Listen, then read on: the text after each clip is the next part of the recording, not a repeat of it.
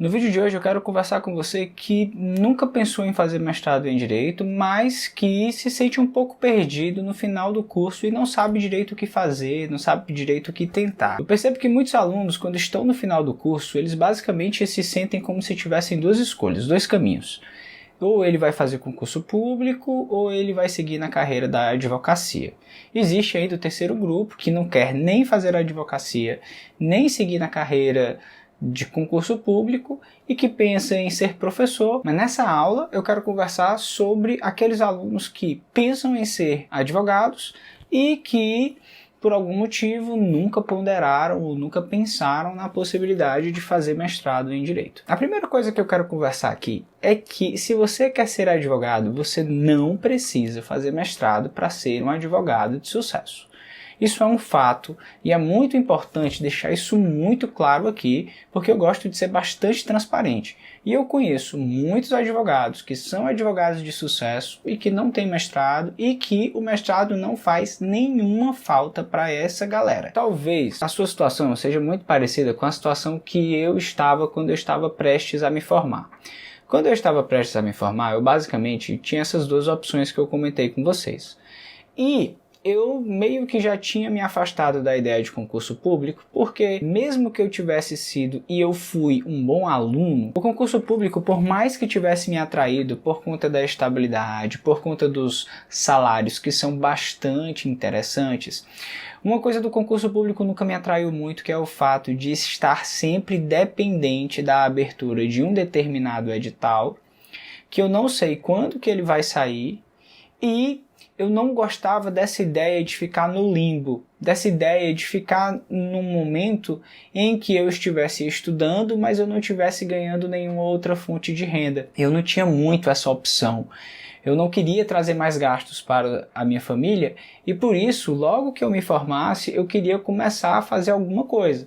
E aí eu optei por advogar porque eu sempre vi na advocacia um potencial para você ganhar uma grana considerável, porque eu sempre via na advocacia uma possibilidade de que você tem para ir crescendo gradualmente. Então, o que foi que eu pensei? Eu estava num contexto em que nenhum dos meus familiares possuía um escritório ou já tinha alguém que atuasse na área do direito. Ninguém que pudesse chegar junto para me ajudar nesse momento inicial, que geralmente é bastante difícil. E é mais difícil ainda para quem se forma e não tem ninguém ou não tem nenhum suporte familiar de apoio. Então o que foi que eu fiz? Eu fiz o que boa parte dos alunos fazem. Eu conversei com dois colegas meus, a gente montou uma sociedade e começamos a advogar. Eu não queria advogar em escritórios porque eu queria ter o controle do meu tempo. Eu queria estudar para passar no mestrado e eu achava que esses escritórios pagavam muito pouco para uma pessoa que acabou de se formar.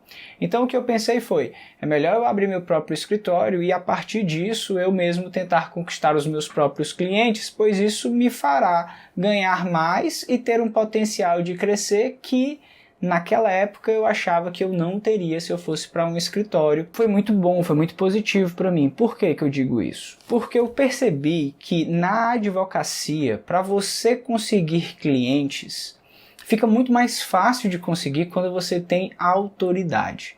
Quando você consegue se posicionar de um modo em que as pessoas que vão buscar você para o serviço de advocacia veem em você alguém de confiança e alguém que possui autoridade. Então o que foi que eu pensei?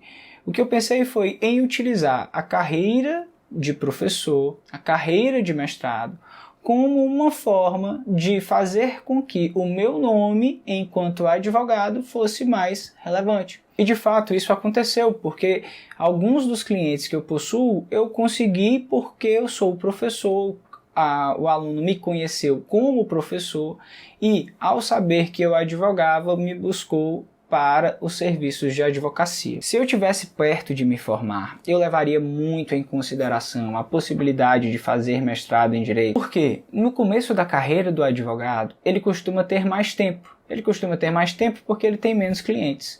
Então, se ele tem mais tempo livre, ele pode utilizar esse tempo livre para pensar em mestrado em Direito, para passar no mestrado em Direito.